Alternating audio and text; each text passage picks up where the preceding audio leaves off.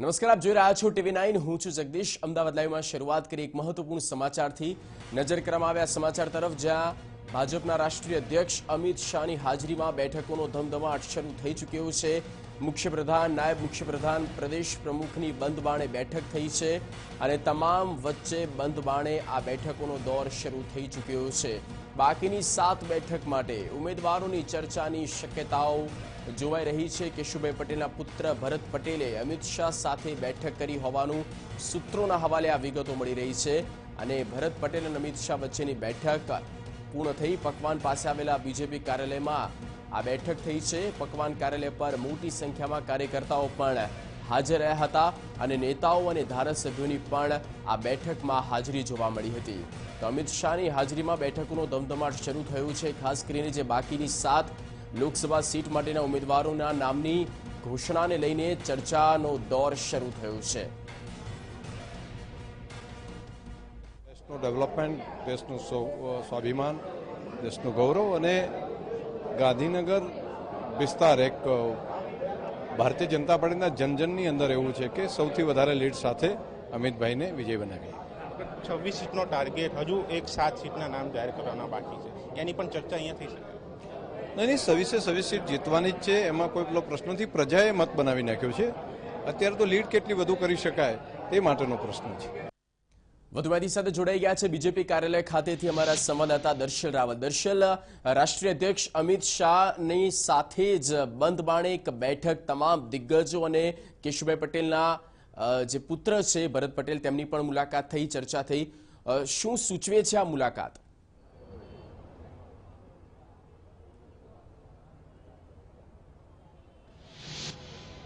ચોક્કસથી જગદીશ, જે પ્રકારની આખી જે મુલાકાતનો દોર ચાલી રહ્યો છે, ચોક્કસથી 7 સીટોના જે નામ જાહેર કરવાના બાકી છે અને આ જ નામને લઈને કદાચ અહીંયા ચર્ચાઓ થઈ શકે છે અને તે ચર્ચાઓને લઈને અત્યારે મહત્વની મુલાકાત અત્યારે બંધ બારણે જે ચાલી રહી છે. પરંતુ જગદીશ, જે પ્રકારે ગાંધીનગર લોકસભા બેઠક ઉપર જે નામાંકન કરવાનું હતું તેને લઈને રાષ્ટ્રીય અધ્યક્ષ જે અમિત શાહ જે અહીંયા હતા હાજર અને તમામ આખો જે રોડ શો કરવામાં આવ્યો, સભા કરવામાં આવી, તેમાં મોટી સંખ્યામાં કાર્યકર્તાઓ જે ઉમટ્યા હતા અને ઉત્સાહ એક વધાર્યો હતો. આપણી સાથે ધારાસભ્ય પણ છે, કાર્યકર્તાઓ છે, તેમની સાથે વાત કર્યું છે. હજુ પણ 7 સીટના નામ જાહેર કરવાના બાકી છે. ક્યાંક એક અવઢવ છે અને કાર્યકર્તાઓમાં એક તરફ ઉત્સાહનો માહોલ પણ અહીંયા વધારવામાં આવી રહ્યો છે. શું આખું તમે જોઈ રહ્યા છો આને? તો 1-2 દિવસમાં ડિક્લેર થઈ જ જવાના છે નામો અને અવઢવ કોઈ પણ બાબતની નથી. એક ચોક્કસ વ્યૂહરચનાના ભાગરૂપે જ એ સીટો ડિક્લેર થતી હોય છે વ્યૂહાત્મક રીતે. અને એક રણનીતિ આખી હોય છે, એક સ્થાનિકોના મુદ્દા, લોકોના મુદ્દા સાથે વધવાની વાત પાર્ટી કરતી હોય છે. શું મુદ્દા એક આપના ધ્યાનમાં આવ્યા હોય? એવા કોઈ મુદ્દા નથી. વિકાસના મુદ્દા ઉપર જ અને દેશહિતના મુદ્દા ઉપર જ આ ચૂંટણી લડાવવાની છે. એટલે વિકાસના મુદ્દા અને દેશહિતના મુદ્દા, સાહેબ આપ મેયર રહી ચૂક્યા છો, ત્યારે લોકોના પ્રશ્ન એક સાંભળતા હશો, નિકાલ કરતા હશો. અત્યારે કાર્યકર્તા તરીકે એક પ્રશ્નની વાત આવે, પાર્ટીના સભ્ય તરીકે એક પ્રશ્નની વાત આવે, શું કહેશો? કયા મુખ્ય મુદ્દા જે હજુ દૂર નથી થયા તેને લઈને અહીંયા ચર્ચા થઈ શકે છે? કયા? ભારતીય જનતા પાર્ટી અત્યારે જે રીતે ગુજરાતમાં પ્રચાર કેમ્પ કરી રહી છે, હું માનું છું કે જે વિકાસની વાત લઈને ભારતીય જનતા પાર્ટી ચાલી હતી અને એમાં લોકોનો જે સહકાર મળી રહ્યો છે અને અત્યારે પણ મળી રહ્યો છે, ભૂતકાળમાં પણ મળ્યો હતો, અને વિકાસના મુદ્દાને લઈને ભારતીય જનતા પાર્ટી જે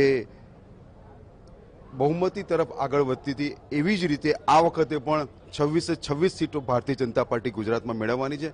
અને ખાસ કરીને ભાજપના રાષ્ટ્રીય અધ્યક્ષ માનનીય અમિતભાઈ શાહ એ ગાંધીનગરમાં આજે ફોર્મ ભર્યું છે અને આજે જે પ્રતિસાદ મળી રહ્યો છે, આજે નારણપુરા વિધાનસભા અને ઘાટોડિયા વિધાનસભાની એમની જે રેલીમાં ફોર્મ ભરવાની જે એમની જે રેલી હતી, એમાં જે લોકો આવ્યા હતા, એમનો જે ઉત્સાહ, કાર્યકર્તાઓ, શુભેચ્છકો, જનતાનો જે ઉત્સાહ જોવા મળ્યો, એ દેખતા એવું લાગે છે કે આખા ગુજરાતમાં અમિતભાઈના અહીંયા આવવાથી આખા ગુજરાતમાં આનંદનો માહોલ છે અને વધુમાં વધુ ભારતીય જનતા પાર્ટી સીટો મેળવીને 26 સીટો મેળવીને મજબૂત રીતે ગુજરાતમાં બહાર આવશે. એટલે કે પાર્ટીનો તો અહીંયા ટાર્ગેટ છે, લોકો સાથે સાથે સભ્યોનો પણ છે.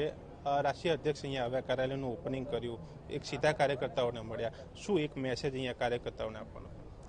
રાષ્ટ્રીય અધ્યક્ષ શ્રી અમિતભાઈ શાહ, જેમના નેતૃત્વની અંદર નરેન્દ્ર મોદીજીને જે વડાપ્રધાન બનાવવા માટે આખો દેશ જે લડી રહ્યું છે, એમાં એમને પાછળ મહેનત કરવા માટે ગાંધીનગર લોકસભામાં જે કાર્યકર્તાઓને જે હર્ષ ને ઉલ્લાસ થાય છે કે જે પ્રકારનો માહોલ બની ગયો છે તેમાં સૌ લોકો ખુશીથી એમના માટે મહેનત કરી રહ્યા છે.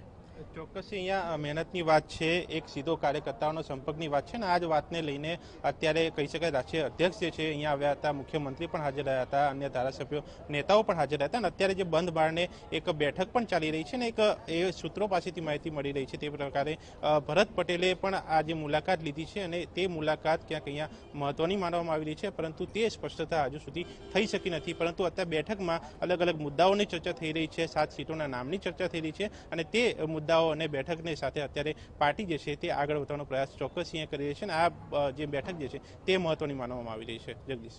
બિલકુલ દર્શલ, આભાર. આ તમામ માહિતી અને પૂરી અપડેટ આપવા બદલ. તો ભાજપના રાષ્ટ્રીય અધ્યક્ષ અમિત શાહ આજે તેમની એક મુલાકાત થઈ હતી તમામ બીજેપીના દિગ્ગજ નેતાઓ સાથે અને સાથે જ કેશુભાઈ પટેલના પુત્ર ભરત પટેલ સાથે બંધ બારણે બેઠક થઈ. અનેક સ્ટ્રેટેજી ઘડવામાં આવી હોઈ શકે છે અને વ્યૂહરચના પણ ઘડવામાં આવી શકે છે.